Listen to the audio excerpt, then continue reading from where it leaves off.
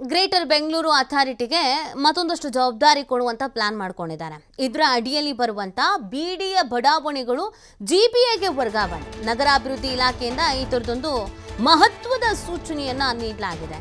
ಈ ಬಿಡಿಎ ಕಾಯ್ದೆ 1976 ಕಲಂ 31 ಅಡಿಯಲ್ಲಿ ಜಿಬಿಎಗೆ ಹಸ್ತಾಂತರವನ್ನು ಮಾಡುವ ಪ್ಲಾನ್ ಅಲ್ಲಿರೋದು. ಬಡಾವಣೆಗಳಲ್ಲಿ ಬಾಕಿ ಉಳಿದ ತೆರಿಗೆ ಜಿಬಿಎ ಹೆಗಲಿಗೆ ಈಗ ಇವ್ರ ಹೆಗಲಿಗೆ ವಹಿಸ್ತಾ ಇದ್ದಾರೆ.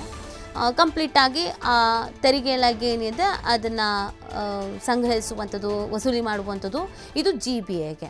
ಯಾವೆಲ್ಲ ಬಡಾವಣೆಗಳ ಹಸ್ತಾಂತರ ಆಗ್ತಾ ಇದೆ ಇದು ಇಂಪಾರ್ಟೆಂಟ್ ಆಗುತ್ತೆ. ಬನಶಂಕರಿ 6ನೇ ಹಂತ 1ರಿಂದ 11ನೇ ಬ್ಲಾಕ್ವರೆಗೂ ಹಸ್ತಾಂತರ ಮಾಡ್ತಾ ಇದ್ದಾರೆ. ಇನ್ನು ಜೆ.ಪಿ. ನಗರ 9ನೇ ಫೇಸು, ಜೆ.ಪಿ. ನಗರ 8ನೇ ಫೇಸು, ಅಂಜನಾಪುರ ಟೌನ್ಶಿಪ್ ಬಡಾವಣೆ, ಅಂಜನಾಪುರ ಮುಂದುವರಿದಂಥ ಬಡಾವಣೆ, ಸರ್ ಎಂ ವಿಶ್ವೇಶ್ವರಯ್ಯ ಬಡಾವಣೆ 1ರಿಂದ 6ನೇ ಬ್ಲಾಕ್, ಇಷ್ಟನ್ನು ಪ್ಲಾನ್ ಮಾಡ್ಕೊಂಡಿದ್ದಾರೆ. ಬಿಡಿಎ ಬಡಾವಣೆಗಳನ್ನು ಇದೀಗ ಜಿಬಿಎಗೆ ಹಸ್ತಾಂತರ ಮಾಡ್ತಾ ಇರೋದು. ನಗರಾಭಿವೃದ್ಧಿ ಇಲಾಖೆಯಿಂದ ಈ ಥರದೊಂದು ಮಹತ್ವದ ಸೂಚನೆಯನ್ನು ತಿಳಿಸಲಾಗ್ತಾ ಇದೆ. ಬಡಾವಣೆಗಳಲ್ಲಿ ಬಾಕಿ ಉಳಿದಂಥ ತೆರಿಗೆಯನ್ನು ಕೂಡ ಇವರೇ ವಸೂಲಿ ಮಾಡಬೇಕಾಗತ್ತೆ. ಸೊ ಈ ಮುಖಾಂತರವಾಗಿ ಬೆಂಗಳೂರು ಅಥಾರಿಟಿಗೆ ಇನ್ನೊಂದಷ್ಟು ಜವಾಬ್ದಾರಿಯನ್ನು ಕೊಡ್ತಾ ಇರುವಂಥದ್ದು.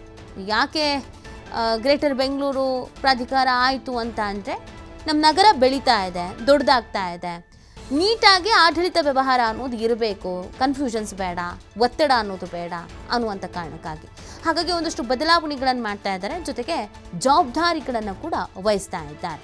ಬಿಡಿಎ ವರ್ಗಾವಣೆ ಇದೀಗ ಜಿಬಿಎಗೆ ಆಗ್ತಾ ಇದೆ. ನಗರಾಭಿವೃದ್ಧಿ ಇಲಾಖೆಯಿಂದ ಇದೊಂದು ಮಹತ್ವದ ನಿರ್ಧಾರವನ್ನು ಕೈಗೊಳ್ಳಲಾಗಿದೆ.